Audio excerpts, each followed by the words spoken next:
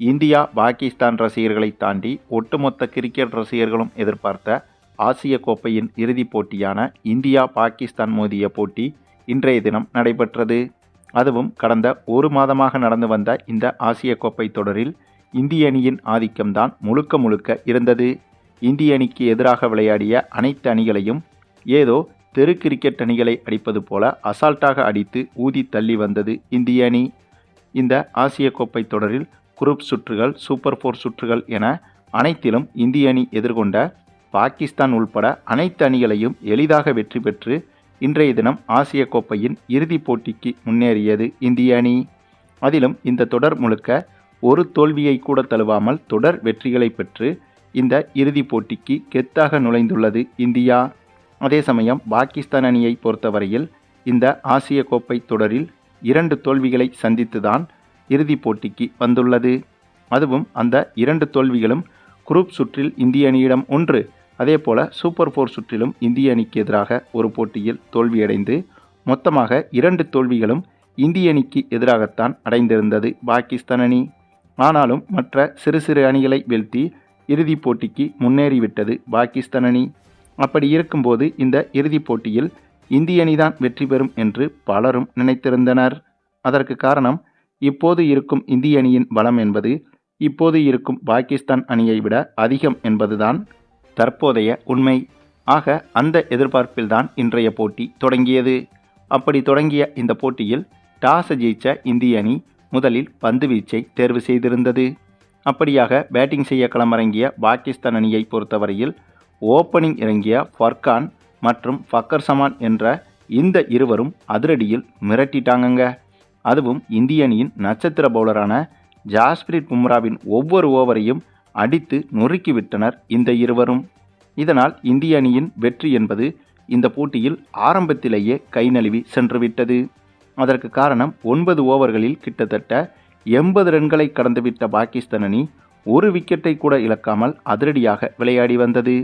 அதே சமயம் இந்திய அணியின் நம்பிக்கை நட்சத்திரமாக திகழ்ந்து வந்த பும்ராவின் ஓவர்களையே வெளுத்து வாங்கி வந்தது பாகிஸ்தான் அணி.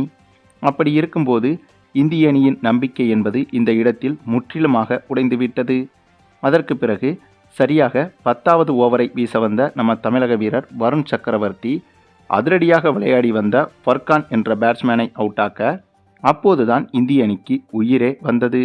ஏனென்றால் அதுவரை பாகிஸ்தான் அணியின் பேட்டிங்கை எப்படி கட்டுப்படுத்துவது என்று தெரியாமல் திணறி வந்தது இந்திய அணி. அந்த சமயத்தில் ஆபத் பாண்டவனாக வந்த நம்ம தமிழக வீரர் வருண் சக்கரவர்த்தி இந்த முக்கியமான பார்ட்னர்ஷிப்பை உடைத்துவிட, ஆனாலும் கூட அதற்கு பிறகு களமிறங்கிய சாயும் அயூப் என்ற வீரரும் ஃபக்கர் சமானும் சேர்ந்து மீண்டும் இணைந்து கொண்டு மீண்டும் அதிரடியை தொடர்ந்தனர். முதல் விக்கெட் விழுந்துவிட்டது என்று நிதானமாக விளையாடாமல் ஏற்கனவே தொடர்ந்த அதிரடியை மீண்டும் தொடர, இதனால் இந்திய அணி மீண்டும் ஸ்தம்பித்து நின்றது. ரைட்ரா, இன்னைக்கு பாகிஸ்தான் பக்கம் தாண்டா காத்தடிக்குது அப்படின்னு இந்திய ரசிகர்கள் பலரும் நினைத்திருப்பார்கள். ஏனென்றால் இந்திய அணி என்ன செய்தாலும் அது பாகிஸ்தான் அணிக்கு லாபமாகவே அமைந்தது. அந்தளவுக்கு இன்றைய போட்டியின் ஆரம்பத்தில் இந்திய அணிக்கு அதிர்ஷ்டம் என்பது சுத்தமாக கை கொடுக்கவில்லை. ஆனால் சரியாக 13வது ஓவரில் இந்த பார்ட்னர்ஷிப்பையும் மீண்டும் வந்து உடைத்துவிட்டது நம்முடைய வருண் சக்கரவர்த்தி தாங்க. ஆமாங்க, முதல் விக்கெட்டையும் வருண் சக்கரவர்த்தி வீழ்த்த, அதன் பிறகு 2வது விக்கெட்டையும் வருண் சக்கரவர்த்தி வீழ்த்த, அங்கே தாங்க பாகிஸ்தானுக்கு பிடித்தது 7 ரன் சனி. ஏனென்றால் வருண் சக்கரவர்த்தி தொடங்கி வைத்த இந்த ஒரு சரிவை அதற்கு பிறகு நம்ம குல்தீப் யாதவ் வந்து அப்படியே சிறப்பான லைனில் பந்து வீசி இவரும் அடுத்தடுத்து விக்கெட்டுகளை வீழ்த்த, அதுவும் என்னதான் ஆரம்பத்தில் 2 விக்கெட்டுகளை வீழ்த்தி இந்திய அணிக்கு மிகப்பெரிய திருப்பு முனையை வருண் சக்கரவர்த்தி ஏற்படுத்தி இருந்தாலும் அதற்கு பிறகு நம்ம குல்தீப் யாதவும் அதற்கு இணையான செயலைத்தான் செய்திருந்தார். ஏனென்றால் குல்தீப் யாதவ் அதிரடியாக விளையாடி வந்த ஃபக்கர் சமானின் விக்கெட்டை வீழ்த்தியிருந்தார். இவரை மட்டும் விட்டிருந்தால் இவர் ஒரு ஆளாகவே பாகிஸ்தான் அணியை 250 ரன்கள் வரை கொண்டு சென்றிருப்பார். அந்தளவுக்கு அதிரடியாக விளையாடி வந்தார் ஃபக்கர் சமான். ஆக இவரது விக்கெட்டை குல்தீப் யாதவ் வீழ்த்தியது என்பது இந்திய அணிக்கு மிகப்பெரிய திருப்பு முனையாக அமைந்தது.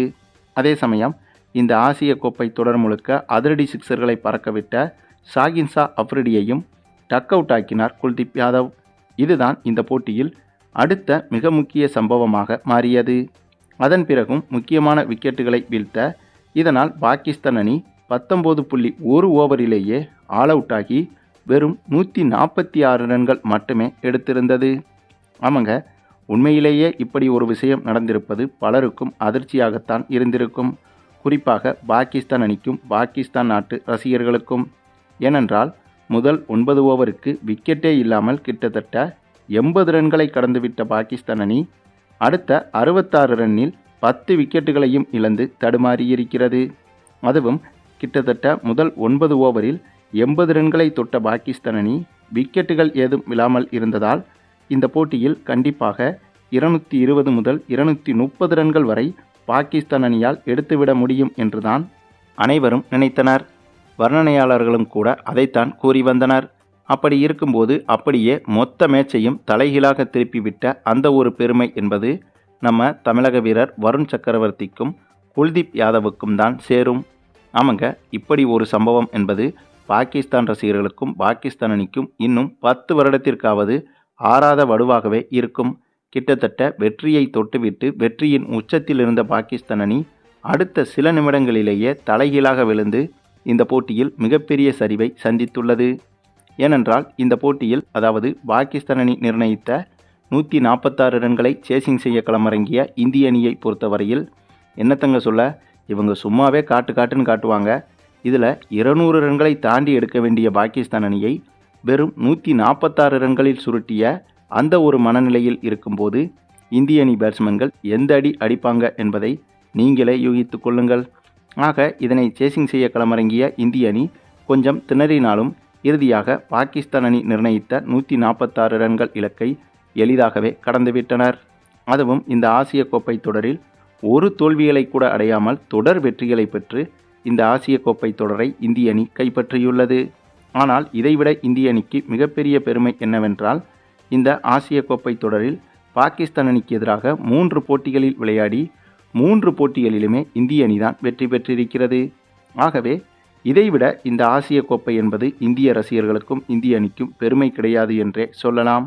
அதே சமயம் குரூப் சுற்று, சூப்பர் 4 சுற்று போன்றவைகளில் இந்திய அணி வெற்றி பெற்று ஆசிய கோப்பையின் இறுதிப் போட்டியில் பாகிஸ்தான் அணியிடம் தோற்று இருந்தால் அதுவும் இந்திய அணிக்கு மிகப்பெரிய கரும்புள்ளியாகத்தான் இருந்திருக்கும்.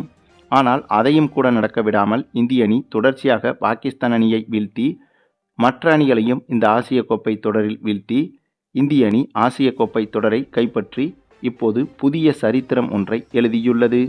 அதுவும் இந்த ஆசிய கோப்பை தொடர் ஆரம்பித்த காலத்திலிருந்து இதுவரை இந்திய அணியும் பாகிஸ்தான் அணியும் இறுதிப் போட்டியில் விளையாடியதே கிடையாது. ஆக இந்த ஆசிய கோப்பை தொடர் தொடங்கி 41 வருடங்களுக்கு பிறகு முதல் முறையாக இப்போதுதான் இந்திய அணியும் பாகிஸ்தான் அணியும் இறுதிப் போட்டியில் கலந்து கொண்டுள்ளது. ஆக அப்படி கலந்து கொண்ட போட்டியிலும் இந்திய அணி வெற்றி பெற்று ஆசிய கோப்பையை கையிலேந்தியுள்ளது. இதனால் இதுவும் ஒரு வரலாற்று சிறப்புமிக்க சம்பவமாக இந்திய அணி கிரிக்கெட் வரலாற்றில் மாறியிருக்கிறது.